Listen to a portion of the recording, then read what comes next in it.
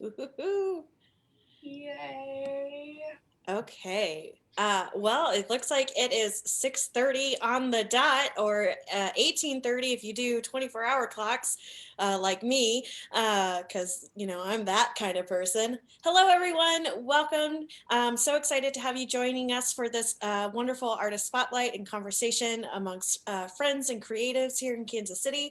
My name is Tanith Kay. I am your hostess with the mostest, your moderator for the evening. My pronouns are they, them, and I will be rousing the stirring conversation, asking the hard questions, and picking the brains of these wonderful creatives that have joined us tonight. With me, I have videographer Elizabeth Stehling.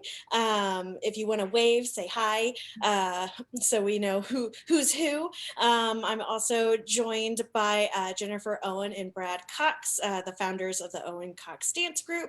And of course, we got Stacy Busch, our president here of No Divide, as well as an incredible composer. And these three entities have worked together to make some awesome projects, and we're going to showcase and talk about them tonight. And I'm really excited.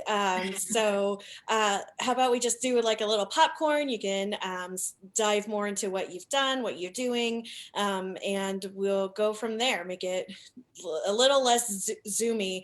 I just realized I went into full like Zoom meeting mode there. So I apologize, 5 weeks or more of Zoom, here we are. So I'll just pass it off to Stacy. Thank you, Tanith. And also Tanith is our new vice president, in case you have missed that. We're really excited with what they're doing and bringing to No Divide. And they're also a great visual artist and one of the few extroverts in No Divide KC, and that is why they're moderating today. So thank you. Well, no, it is Elizabeth Stehling. So that's thank you. That's totally fine. And yeah, so we're excited to show two films here. Pause, which I happen to collaborate with Elizabeth on, which is a new dance film with a few different dancers. I composed the music for that. And then Owen Cox Dance Group is another fantastic organization that I get to work with and really admire Jen and Brad, and we'll be showing Across Again, which is beautiful. And actually Elizabeth did the videography for that. So thank you all for joining. Again, I'm Stacy, I'm a composer. Elizabeth, want to do a little intro? Sure. Hi, I'm Elizabeth Stehling, and I created Pause that you're about to see. And I wanted to also say that Jen Owen is one of the dancers in that piece as well. So it's great to have so much collaboration between this group of amazing people. And yeah, Pause was created last year. It's a Charlotte Street project. It's a video, my most recent dance related or movement related video. And I make a lot of videos around that kind of subject, and I've been doing that for a while. I work at the Kansas City Ballet, my day job, and just really love living in Kansas City. I've lived here for about 6 years. Is that good? Or should I go that basic? That was excellent. We're glad you're here. And here's to 6 more years of staying in KC. Oh, that's wonderful. We actually happen to live right across the street from Elizabeth. So we get to see her and her beautiful family all the time. And we're very fortunate to have to get to work with her. And we had a wonderful time collaborating with her on Across Again, the video that will be shown tonight. I'm Jennifer Owen. I'm the co-founder and artistic director of Owen Cox Dance Group. And I'm Brad Cox. Yeah. Also co-founder. Also co-founder. Yeah. And we've had the company for 14 years, and we started Owen Cox Dance Group to create new music and dance collaborations. And we've been going strong, and we're also married and have a child. So we see a lot of each other. And we just feel very lucky to, well, speaking for myself, I feel lucky to work with Brad. Also very lucky to work with Stacy. She works with Owen Cox Dance Group as operations manager, but she's also composed quite a few projects for Owen Cox, and she's wonderful to collaborate with, and Elizabeth as well. So we're just very fortunate to have a great group of artists. Yeah. Anything you want to add? That said it very well, I think. Just nailed it. We all got our little elevator pitches of who we are, what we do. I'm so excited that you're here tonight, especially now that we're having a slight heat wave here in Kansas City. It's 20 degrees instead of -2. Watch out, get your cargo shorts on, your floral buttons ups, and get your little umbrellas and your drinks, right? Like, I'm ready for summer, and I think all of us are, after such a brutal winter this year. But since we're not here to discuss winter, we're here to discuss dance and art and all things beautiful. How about we go ahead and show pause so we can talk about it and let those who are joining us tonight also enjoy this beautiful piece of art that you guys created together. Sounds good.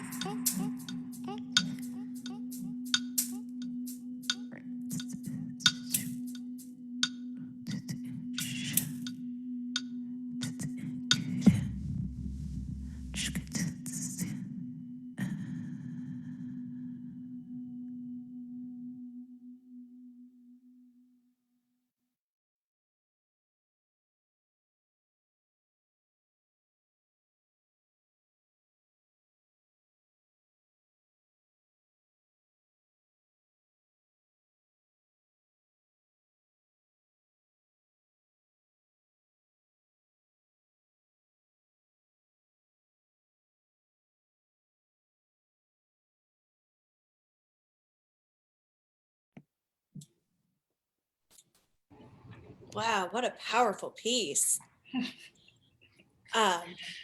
Myself being a non-dancer, non-film person, I just, while watching it, just the dynamic tension of the dancers' bodies moving between stopping and going, the ebb and flow of the piece, plus the hush anxiety of the piece composed by Stacy just left me on edge.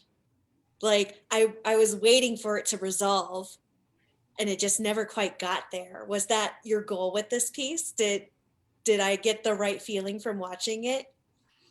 Yeah, I think so. I mean, last summer I just had that feeling of like, is this ever going to end? And well, kind of hasn't yet. Or the feeling of your life being kind of in suspension and not being able to plan anything, and kind of like right in March when, which has almost been a year, like almost a year, I suddenly switched to working from home, and it just felt like my daily kind of commute of like driving to the crossroads every day and feeling like, oh, I live, I'm part of a city and there's a flow to this beautiful city.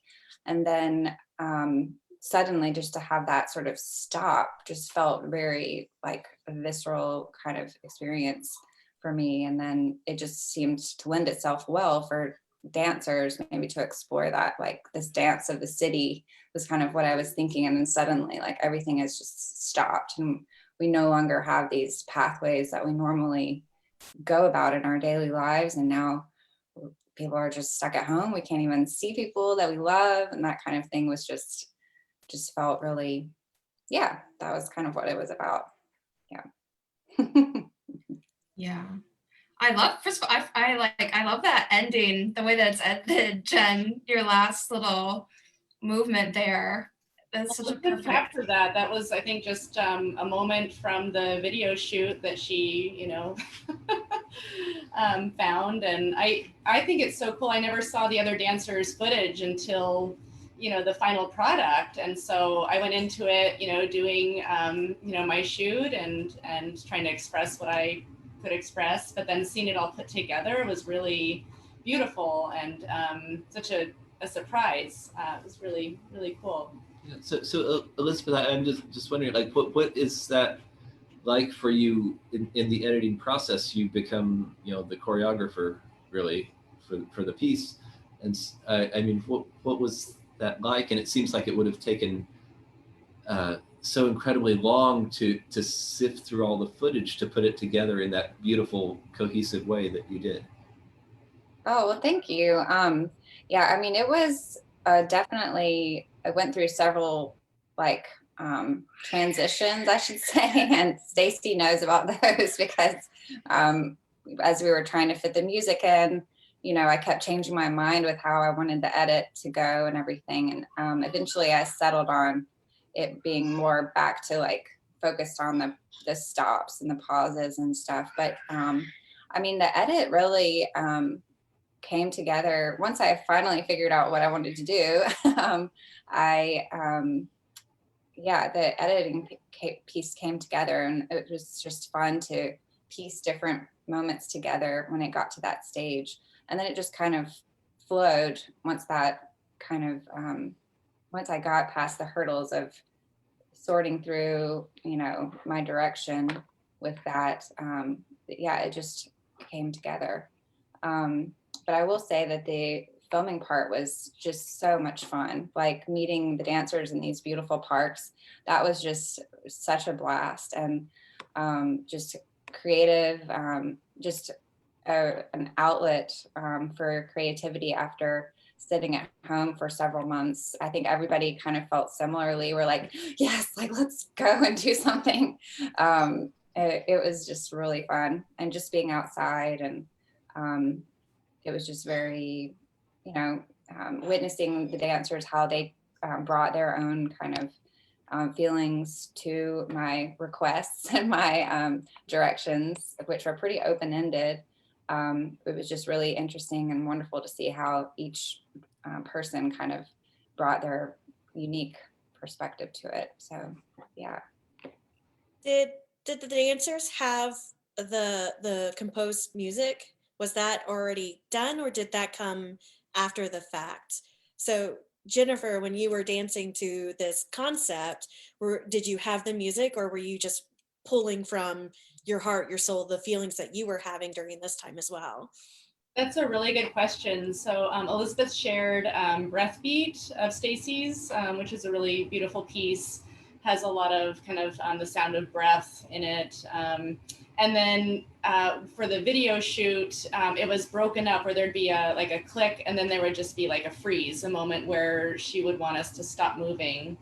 And then the music would start again and we'd start dancing again. So as we were doing the video shoot, there would be movement and then pausing for a period of time. And we never knew when that click was going to happen. So we'd be like in the middle of a movement and then just kind of, which is what life felt like in March when everything stopped, because we're just, you know, we were getting ready to go to Ukraine. We had like 13 airline tickets to go to, everything just stopped in so many ways. School stopped, you know, life was really put on hold. But yeah, so musically we did have, and I think, you know, just having the initial breath beat to work with kind of gave that feeling of breath and pulsation and a certain feel to work with. But then I hadn't heard the final musical piece until the end. It's also really interesting too, like in terms of the pauses, like from a musical standpoint, because when Elizabeth did the filming, the pauses didn't come at any specific point in the rhythm. So it's not on a rhythmic grid. It's not, you know, to the tempo to, you know, of the piece. And so when I started to write the music, it was really kind of a challenge, but also I felt like it really conveyed the idea of these pauses, like just not having a space, like they just didn't fit in. And so that was really interesting. Yeah. Yeah, I love the music, what you did with, you know, what you did with it, and how the pauses like would sort of line up and sort of not like quite line up sometimes. And I just really liked how the music was just perfect with it and conveying that sort of sense of tension, you know. So yeah, you got it perfectly. I think it started to work better when it was less film scoring and more like me just composing a piece, because as Elizabeth said, when we started editing, it kind of had a different, you know, different workflow, and I was kind of scoring to these videos. And that I think it became much clearer and it just started to fit together when we just decided that Elizabeth was going to do this new edit with all of the different pieces into one video, and I was to kind of write this one piece of music, not having to think about like her editing it or where these pauses would be, and just to kind of get the piece right. And yeah, I love it. It came together really well. Yeah, it makes sense to me that it wasn't too like planned like that. Like that makes sense what you're saying, because that wasn't true to the sort of irritatingly spontaneous like nature of sort of the pauses, like not knowing when they were going to be. So yeah, if the music was too like rhythmic or film score, like maybe that wouldn't have given that same idea. Or so yeah, it seems like that worked out. All of my like all of my changing my mind kind of worked out. Well, it was just a really good challenge because, you know, I feel like, and maybe Brad has some insight into this with composing, but a lot of times you have pieces that have no rhythm or are arrhythmic. They're not, you know, assigned to any specific meter or anything. But if you have a meter, then it's really difficult to place things not on that meter. And so this was such a in between of that, and like the scale of it, you know, was so subtle that any small texture would throw it out of balance, or, you know. And so, and the form is very interesting. It's not really like, you know, normally you kind of think as a composer to shape, and this was not, you know, a traditional shape really. So it was just really challenging, but I have to say that you're the only person so far that has like actually been interested in those sounds that I make. Like I've never had someone come up to me and be like, you know, breath beat, like, oh wow, I'm interested in these bizarre breathy sounds. Well, I love them. I got really into Meredith Monk at a period in graduate school in New York. So I was like, whoa, this reminds me of Meredith Monk. Like, this is amazing. But yeah, different than that. But yeah. So Yeah. You can use that quote, Stacy. Definitely use that. Meredith Monk, yeah, that's me. Well, and I find it interesting too. I don't know about you, but I fell into the deep abyss of YouTube during quarantine, and I actually got into music YouTube, and a lot of people were talking about this like freeform meter where there is no time signature, there is no real pacing to it. It just kind of flows freely through the abyss of sound and life. And I definitely got those vibes from the piece you composed, Stacy, and it had this such subtle anxiety, almost in a way of like a horror movie. You know how the soundscape of it just produces this anxiety because there's no resolution on the horizon for what's happening, and it really feels like you collaborated together to capture that mood, that feeling, that kind of jerk stop of life pausing in the middle of a pandemic that we weren't prepared for in any way, shape, or form, both like as a big society and as little societies, you know, little communities.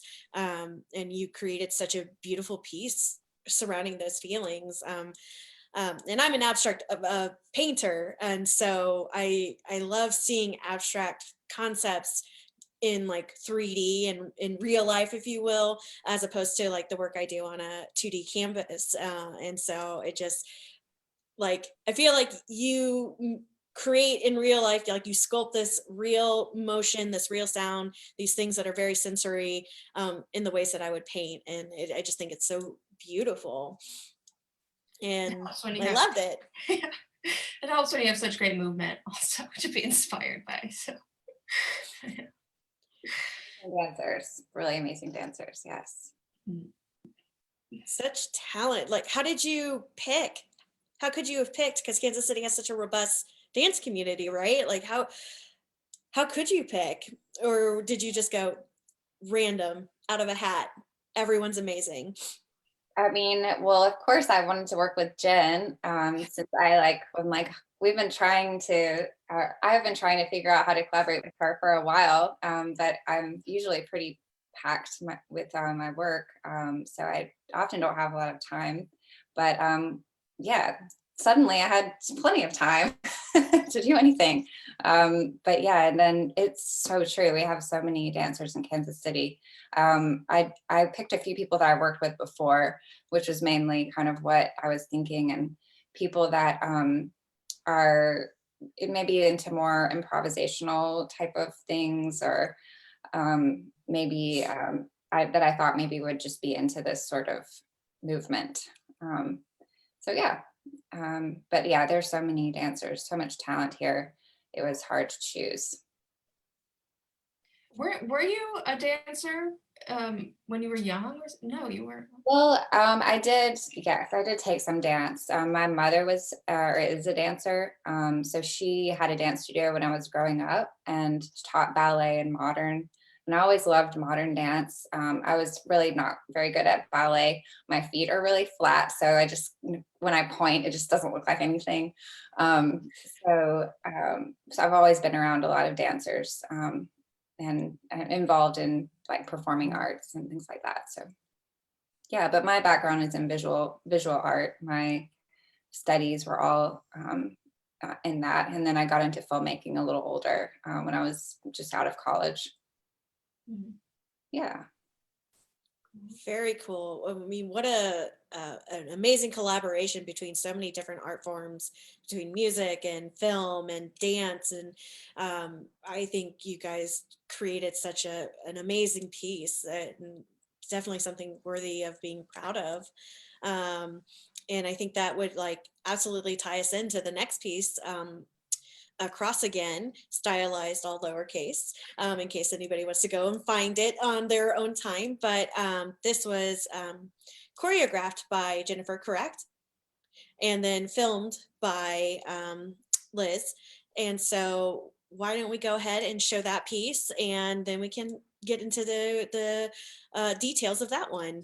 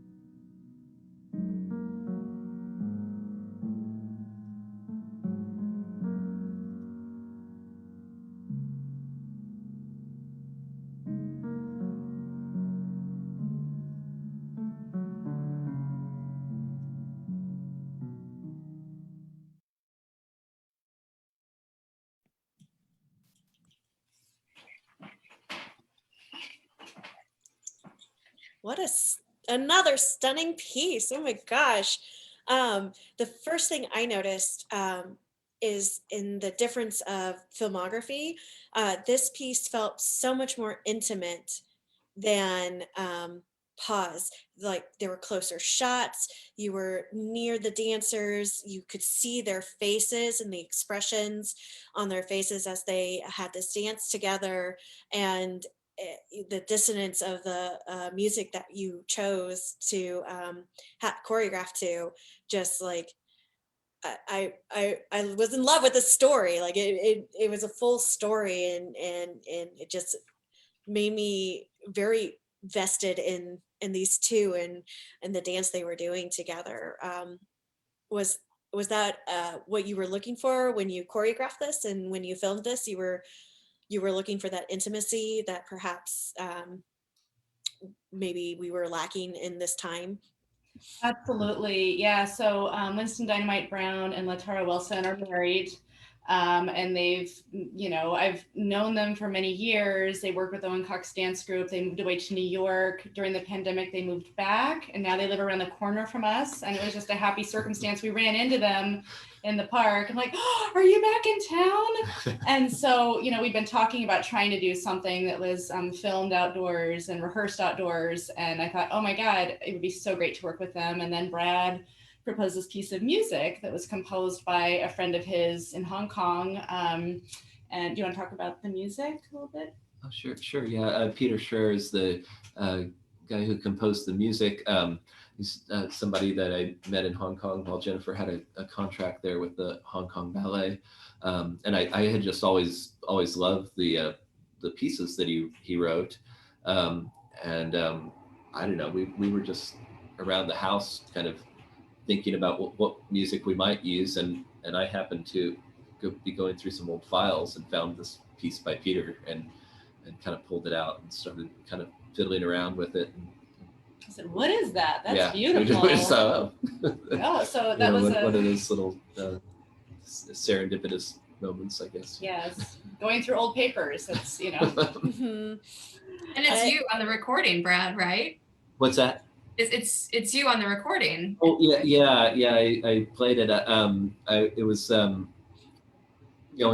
our odd circumstance, I didn't really have access to a normal recording studio, so I used this upright piano in a church that I had access to, and so it was weird and out of tune. It hadn't been tuned for a while, and it kind of clunky sounding, and that sort of big massive reverb that's there is all just natural.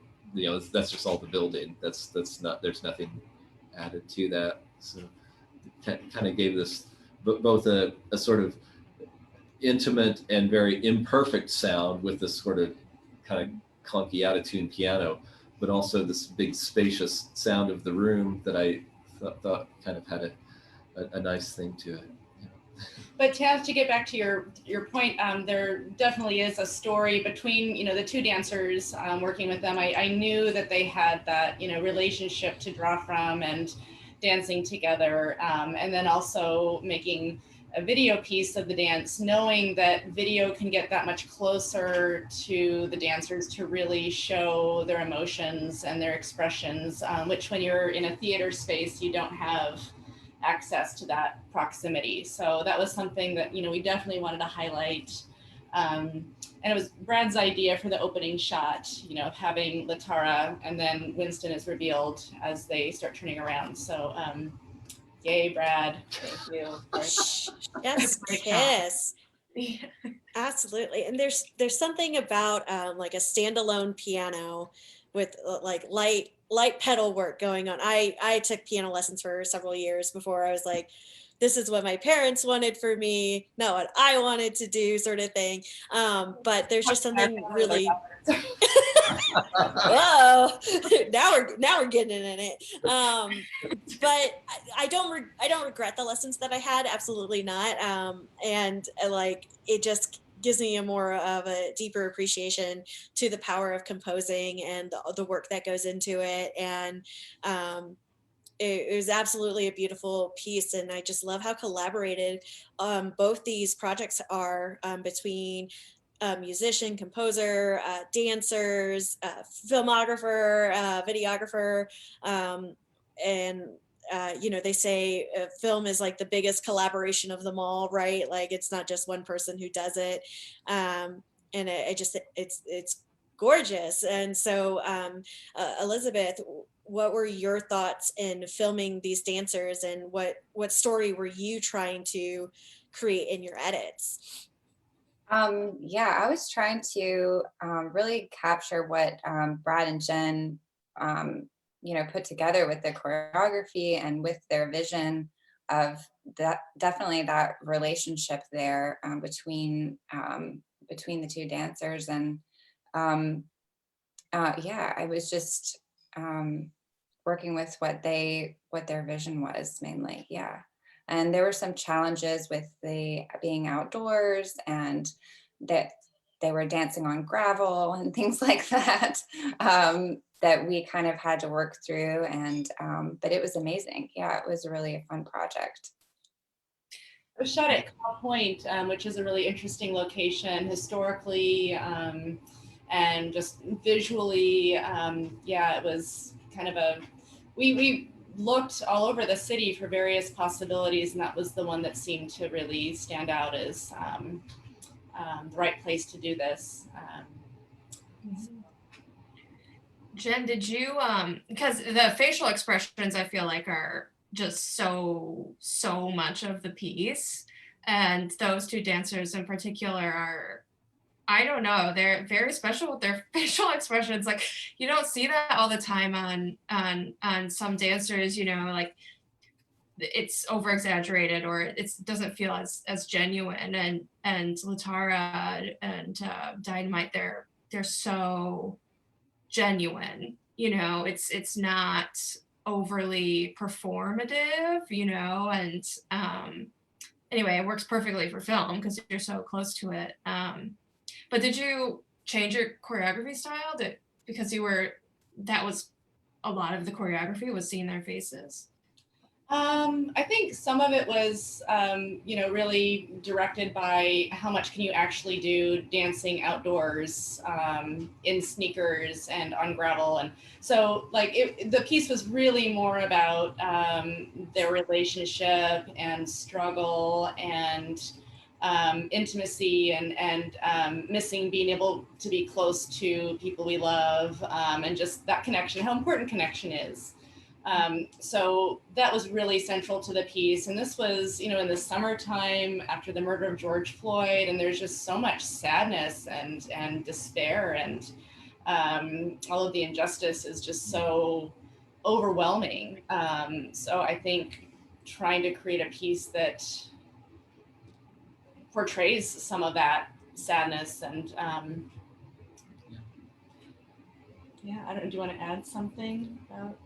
Oh, no, I feel like Jennifer really sort of captured some, just a sense of struggle, I guess, Yeah. And also, they're Winston and Latara are such incredible artists. They are very experienced. They're very truthful in how they perform, and I've known them for many years, so I felt very comfortable working with them. And I just knew that they would bring out something, extraordinary to share. So I'm very grateful to them, because you can't just put two dancers together. First of all, it's a pandemic. You can't just put two dancers together face to face. But even if you could, it doesn't. Putting two dancers together doesn't always work. Different statement. Yeah. So yeah, they're amazing, and it was really wonderful to work with them. It's like working with any type of performer, right? Chemistry has to be there in order for it to have that spark, that electricity that you need to make the piece extra special. And I watched that piece a couple times just because of how intimate and their facial expressions, like Stacy brought up. I became very invested in this piece and the life they brought into it. It was just stunning. Both Pause and Across Again really showcase the the struggle and hardships of quarantining and not being able to see your loved ones, and all these injustices that are going on too, causing pauses in our lives as we, open our eyes to behind the veil, right? And seeing that we stand in radical solidarity with one another, and people need people, and it literally takes a village for us to collaborate and make such incredible art, and to continue to put good things into the world. And I can't wait to see what you guys do next. Do you have any upcoming projects? Anything we should keep our eyes out for? Any way that we can support you in your endeavors, in your communities? What you got? Well, I'll speak about Owen Cox Dance Group. Our next project is a video work shot at Yardley Hall at Johnson County Community College, and it's in collaboration with the Kansas City Chorale. We were supposed to do a live performance with the chorale back in October, which has been pushed till sometime when we can all be in theaters again and not worried about our lives. But they have this amazing recording of Rachmaninoff's All Night Vigil that they recorded in 2015, and it's absolutely the stunning piece and stunning recording. And so we took two of the movements from that piece and did a dance to it with 3 dancers. The dancers were never together on stage at the same time. We shot one at a time. And that piece will premiere April 4th, which is Easter. Seems kind of appropriate with the nature of the music. And I'm very excited to see how it comes together, because we got an enormous amount of footage at the theater, and I haven't yet seen how it's going to be edited together, but I think we have a lot of really beautiful stuff to work with. And Brad was helpful in selecting the music, because the chorale has a lot of recordings to choose from. He's like, why don't you just do the Rachmaninoff? And I was like, oh, okay. I wanted to, but I thought, oh, that's just it's so big and massive, and it's a big undertaking for, I don't know, that's probably not the best way to say it, but I was intimidated by Rachmaninoff. I mean, who isn't? Like the second movement that is in the dance piece is actually the 5th movement, which is what Rachmaninoff wanted to have played at his funeral. He wanted to have that piece performed at his funeral, and it's very like heavy in a way, deeply spiritual, I should say, but beautiful. And that's premiering on April 4th. April 4th. And where can people access that? Where can they watch it? Our website, and it will be like free on demand. It'll premiere on that date, and then it'll be available for eternity. And that will be, so it'll start on your website, but then people can watch it on Facebook, YouTube, the usual suspects. Yes, we will. Awesome. I'll be talking about that, but yes, we'll make sure that it's out in as many platforms as possible. So. Oh, that's so exciting! Awesome. And then Brad's been working on a song with our daughter, Cecilia. Yeah. That will involve a few children singing in various locations. Yeah, we have a number of our children with 6-year-old friends are involved. So. And when will that new top hit drop for us to hear on the radio? That I don't know, because it gets a little harder to really work those deadlines with the 6-year-olds, so they are known to do what they want, right? Yeah, you're on their time, not the other way around. So Stacy, Elizabeth, do you have any projects coming up that you're excited about? Elizabeth, you want to go first? Sure. Pause. I'm hoping to show it a little bit more. So look for more screenings of Pause. And then right now, I don't have a whole lot coming out personally, but Wilbur Newald, a documentary film I made with my husband, actually collaborated on it with my husband. It's going to be part of the Kansas International Film Festival, but I'm still not sure when that is going to be. It's going to be online sometime. So I'll post about that, I'm sure. And then I'm just working with the Kansas City Ballet, and we're releasing their digital series right now. through April. That's awesome. And for the KC Ballet project, would we just need to go to their website to see what's going on with that? Absolutely, yeah, just on the kcballet.org, and there's a new premiere happening every Thursday, and there are local videographer or I should say filmmakers and directors of photography that are working with different choreographers, and I'm helping to produce the series. So yeah, it's exciting. Awesome. Sounds like we got a lot of big collabs going on, and it's so cool to see the Kansas City community like coming together to make such cool art. Stacy, do you got any projects coming up or any No Divide things we got to plug? Yeah, I guess we can both cover that. Yeah, the big project for me is going to take place at the end of June at the new Charlotte Street Foundation Black Box Theater that they are just now finishing construction. It is my 2020 Generative Performing Artist Award presentation.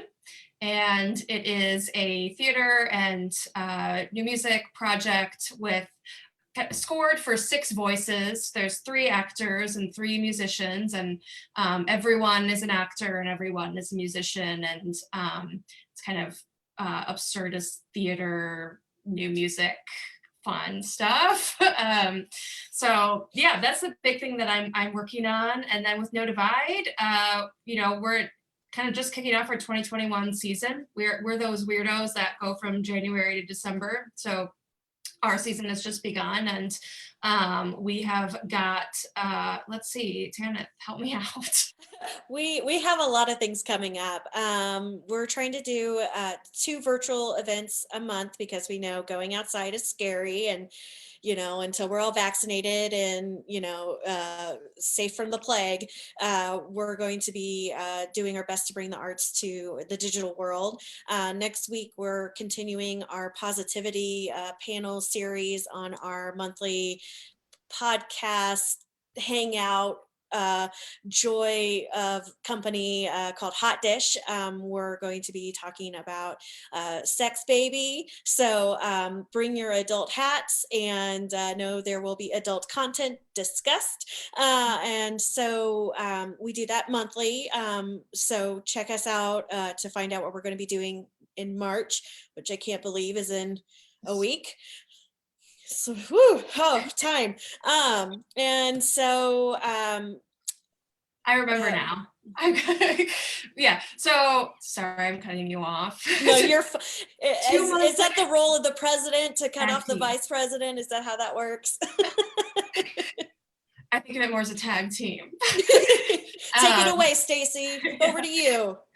Yeah, virtual monthly virtual events. And then our 2 big things of the season after When Time is the Queer Narratives Festival, which is going to be a whole week of festivities this year. So it's going to be even bigger and better with the Black Box Theater, Heidi Van and Fish Tank and that whole collective in August. And then we're doing a new music event that is about vulnerability in the concert space. And so that's in partnership with New Year, Mid-America Freedom Band, Casey Vitas. That's going to be in September with some new compositions coming out. So thank you all for coming here so much. These are kind of all of my connections here together, and it's really nice. I also think I should have moved into your neighborhood because that's just where all your collaborations are and friends are. So close. You're like very close. So Yeah, you're practically in our neighborhood. Yeah. So yeah, Tana, if you want to close it out for us. Yeah, thank you so much, Jennifer and Brad and Elizabeth, for hanging out with Stacy and I on this lovely Friday evening. We really appreciate your time and showcasing your projects and the work you've done with Pause and Across Again. And we'll make a post so everybody can find all your stuff, because I can't remember everything right now. It's been a long day, right? But we will make sure that everybody has your information so they can follow you, see what projects you're working on, be in the know for your April 4th drop with Owen Cox, and then all the KC Ballet stuff that Elizabeth is helping to produce. And of course, you know, all our stuff too. I mean, you're on our page, so you know what's going on. But thank you again. I had so much fun talking to you, learning about your creative process, and seeing behind the scenes of how to make this massive collaboration come to reality. You've been amazing, Tana. Thank you. Thank you so much. Stop it, go on. But I hope you have a wonderful evening. Stay warm, stay safe, wear a mask, wash your hands, you know, the usual stuff. And we'll catch you in the future. Good night. Bye, everyone.